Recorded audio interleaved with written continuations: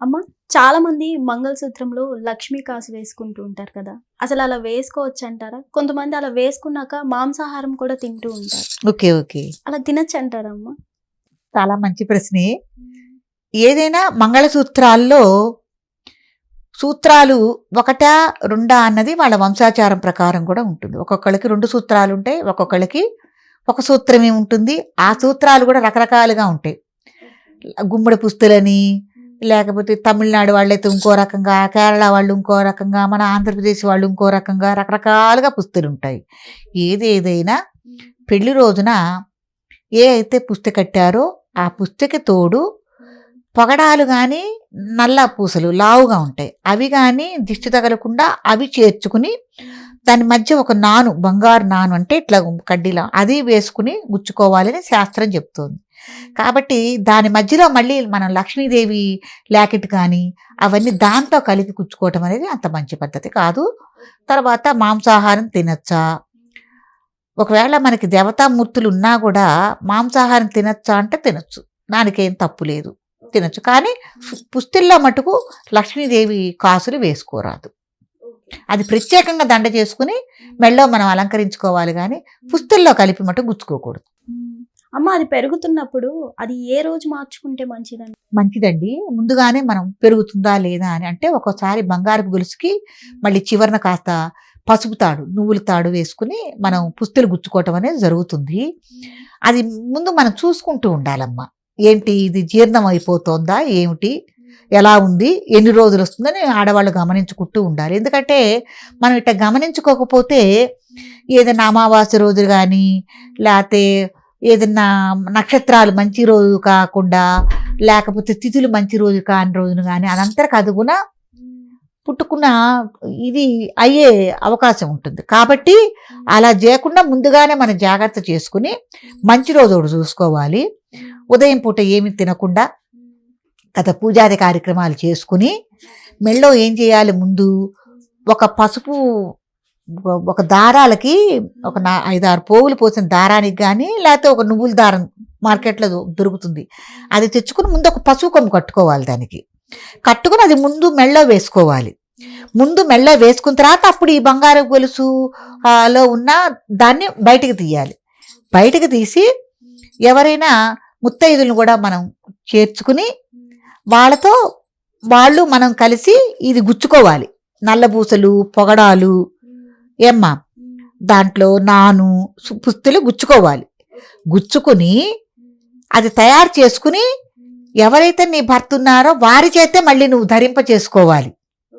నీ భర్త చేతే ధరింప చేసుకో. ఉదయం పూట ఏమీ తినకుండా పూజాది కార్యక్రమాలు చేసుకున్న తర్వాత ఈ పవిత్ర కార్యం అనేది మనం చేసుకోవాలి. నీ భర్తే మళ్ళీ వేయాలి. అది వేసిన తర్వాత మళ్ళీ నువ్వు పసుపు కొమ్ము తట్టుకుని దారం వేసుకున్నావు కదా, అది బయటికి తీసుకోవాలి. అది బయటికి తీసుకొని మళ్ళీ దాన్ని జాగ్రత్తగా మీరు ఎక్కడైనా ఆ పసుపు కొమ్మును దారం తీసేసేసి పసుపు కొమ్ముని కానీ ఆ దారాన్ని ఎక్కడైనా తొక్కని చోట మనం మొక్కల్లో కానీ దేంట్లోనే వేసుకోవటం అనేది మంచి పద్ధతి. అమ్మ, చాలా మంది స్నానం చేసినప్పుడు, పడుకున్నప్పుడు అది తీసి పక్కన పెడుతూ ఉంటారు కదా మంగళసూత్రాన్ని. అలా చేయొచ్చు అంటారా? పాపం తెలియక చేస్తున్నారండి, తెలియక చేస్తున్నారు. వివాహ వ్యవస్థ యొక్క గొప్పతనం వివాహంలో మనకి వేదోక్తంగా మంత్రోక్తంగా అతి మంచి శుభముహూర్తం చూసి కట్టింది. అది పవిత్రమైంది. వివాహ బంధానికి అసలు గుర్తు అదే మనకి. అది మీరు బంగారు గొలుసులో వేసుకున్నారా లేకపోతే పసుపు తాళ్ళలో వేసుకున్నారా అని కాదు. కాబట్టి ఆ పవిత్రతకి ఆ యొక్క మంత్రాలకి అర్థం తెలియకే పాపం ఆడవాళ్ళు అమాయకత్వంగా ఇట్లా చేస్తున్నారు. చాలా చేయకూడని పనమ్మ. ఎప్పుడు తీసేస్తాం మనం పుస్తులనేవి? మనకి భర్తనేవాడు దూరం అయినప్పుడు, మనకి దేహపరంగా దూరం అయినప్పుడు మనం అది తీసేయటం అనేది మన సాంప్రదాయంలో వస్తుంది. కాబట్టి ఎవరైనా కూడా పుస్తులు అనేవి మీరు తీసి మామూలు గొలుసులు తీసినట్టు అలా తీసి అట్లా మీరు చేయటం అనేది మంచి పద్ధతి కాదు. ఇది ఎవరికి వాళ్ళు తెలుసుకోవాలి. అసలు మీరు మంగళసూత్రం కట్టేటప్పుడు ఆ మంత్రాలకు ముందు మీరు అర్థం తెలుసుకుంటే కనుక ఏ స్త్రీ మెళ్ళలోంచి పుస్తులు అనేది తీయదు. అమ్మ, ఇప్పుడు చాలా మంది ఏంటంటే ఫ్యాషన్ కి బయట వేసుకుంటూ ఉంటారు మంగళసూత్రం. ఓకే. అసలు లోపల వేసుకోవాలంటారా, బయట వేసుకోవాలంటారా? అసలు మంగళసూత్రాలనేవి బయట ఎవరికి కనపడకూడదు అనని మనకి ఎప్పుడు హరిశ్చంద్రుడు చంద్రమతి కథ చెప్తోంది. చంద్రమతీదేవి ఆవిడ మాంగళ్యం మెళ్ళో ఉంది, అన్ని పోగొట్టుకున్నారు, రాజ్యాలు పోగొట్టుకున్నారు, నగలు పోగొట్టుకున్నారు, బిడ్డను పోగొట్టుకున్నాడు హరిశ్చంద్రుడు, భార్యను పోగొట్టుకున్నాడు, అన్నీ పోగొట్టుకున్నాడు.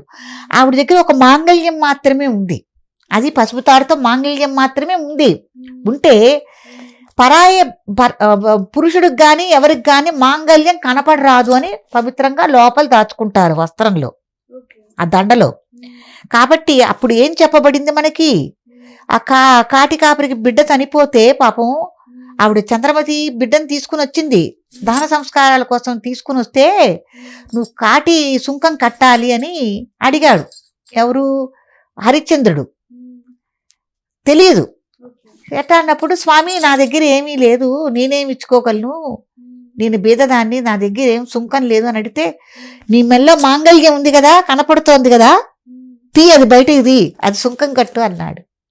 మనకి అది ఆ చరిత్ర చెప్తోంది మాంగళ్యం గురించిన ఎంత పవిత్రత ఉంది, ఎంత పవిత్రంగా మనం దాచుకోవాలి, పరులకు ఎవరికి కనపడకూడదు అనన్నే అంత పవిత్ర.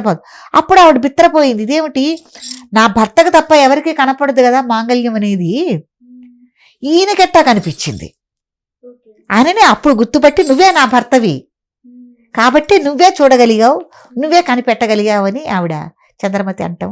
ఇది ఒక మనకి కథ, హరిశ్చంద్రుడి కథలో ఒకటి ఉంది, చాలా పవిత్రమైందమ్మా. కాబట్టి బయటికి వేసుకుని తిరగటం అనేది అది మంచి పద్ధతి కాదు. మీకు ఇంకో మాట చెప్తాను, పుస్తులనే మనం పడుకున్నప్పుడు కానీ ఎప్పుడైనా వెనక్కిపోతూ ఉంటాయి. ఒక్కోసారి వెనక్కిపోతే పెద్దవాళ్ళు అంటూ ఉంటారు, మీ ఆయనకు ఆకలి ఎక్కువ వేస్తుంది, ముందుకేసుకో అంటుంటారు. కాబట్టి ఏదో అది తమాషాకంటారో నిజానికంటారో నేను కూడా తెలుసుకోవాలి ఈ విషయము. పుస్తులు కనుక వెనక్కిపోతే భర్తకు ఆకలి ఎక్కువ అవుతుంది అంటారు. కాబట్టి ఎప్పుడైనా నిద్రపోయి లేచినా కూడా మనం ఒకసారి మెడనిట్ట తడుముకుని చూసుకుని, ఒకవేళ వెనక్కి గనక పోయినట్టు ముందుకు సరి చేసుకుని వేసుకోవటం అనేది మంచి పద్ధతి. అట్లాగే మనం రావటం, బయటికి పుస్తులు వేసుకోవటం అనేది మంచి పద్ధతి కాదమ్మా. అమ్మ, చాలా మంది ఇప్పుడు మంగళసూత్రం కాకుండా నల్ల పూసలు వేసుకుంటూ ఉంటారు, కొంతమంది రెండు వేసుకుంటూ ఉంటారు. అసలు వేసుకోవచ్చు అంటారా నల్ల అయ్యో పూసలు? తప్పకుండా అండి. నల్ల పూసలు కూడా మనకి పెళ్లిలో ఒక తాళిపాక హోమం దగ్గర పవిత్రంగా కట్టిస్తారు, అది కూడా మంత్రయుక్తంగా నల్లపూసలు. కాబట్టి ప్రతి స్త్రీ నల్లపూసలు ధరించవలసిందే, దిష్టి తగలకుండా ఉంటుంది. కాబట్టి నల్లపూసలకు అంత పవిత్రత ఉంది. అందుకేగా కనీసం నల్లపూసలు పుస్తుల్లో ఉన్న వేస్తారు, మధ్యలో 2 పగడాలు 2 నల్లపూసలు కూడా పుస్తుల్లో వేస్తారు. పోనీ బయటికి ధరించకపోయినా పుస్తుల్లో ఉన్న ఉంటాయని. కాబట్టి ప్రతి స్త్రీ నల్లపూసలు కూడా ధరించి తీరవలసిందే. అంటే కొంతమంది మంగళసూత్రం కాకుండా ఓన్లీ నల్ల పూసలు వేసుకుంటారు కదా, అట్లా వేసుకోవచ్చమ్మా? మరి వాళ్ళ ఆచారం ఎలా ఉందో మనకు తెలియదు కదా. కొన్ని వంశాచారాల్లో కేవలం నల్ల పూసలే వాడికి మాంగళ్యంగా ధరించడం అనేది ఉంటుంది, కొంత ప్రాంతీయంగా. కాబట్టి దీన్ని తప్పకుండా పరిగణలోకి తీసుకోవాలి. వివాహంలో ఏం జరిగిందో అదే ఆచరించాలమ్మా. అది అమ్మ, ఇప్పుడు కొంతమంది మంగళసూత్రం వేసుకోలేని వాళ్ళు ఇక్కడ చేతికి బ్రేస్లెట్ లెక్క చేయించుకుంటున్నారు, సో అట్లా వేసుకోవచ్చు అంటారు. నేను కొత్తగా వింటున్నాను ఈ విషయాన్ని. ఇప్పుడు చాలా మంది సెలబ్రిటీస్, నాకు తెలియదు చాలా నాన్న. మంది ఇప్పుడు చేస్తున్న పద్ధతి ఏంటంటే ఆ మంగళసూత్రాన్ని బ్రేస్లెట్ రూపంలో చేయించుకొని చేతికి వేసుకుంటున్నారు. నారాయణ నేను ఇదే వింటాం, నీ ద్వారానే వింటున్నాను. ఇక నేను పరిశీలన చేసుకోవాలి, ఎక్కడొక్కడ యూట్యూబ్లోనే ఎక్కడొక్కడ కొట్టి పరిశీలన చేసుకోవాలి. నాకైతే తెలియదు. అట్లా వేసుకోవచ్చు అంటారు? అసలు నాకు తెలియని విషయం అది. అసలు మెళ్ళో ధరించవలసింది చేయి కట్టా కడతావు, చేతులకి ఏం కడతాం, కంకణాలు కట్టుకుంటాం, గాజులు వేసుకుంటాం. ఏదన్నా శుభకార్యాలు పెళ్లి చేసినప్పుడు ఏం చేస్తారు, మనకి శుభ కంకణం కట్టిస్తారు చేతులకి. మాంగళ్యం దీనికి కాదుగా కట్టింది, భర్త దేనికి కట్టాడు నీకు? చేతికి కట్టాడా, మెళ్ళో కట్టాడా? ఎక్కడుండాలి అక్కడే ఉండాలి, అక్కడి నుంచి తీసి ఇక్కడ వేసుకోమని చెప్పలేదు కదా శాస్త్రం.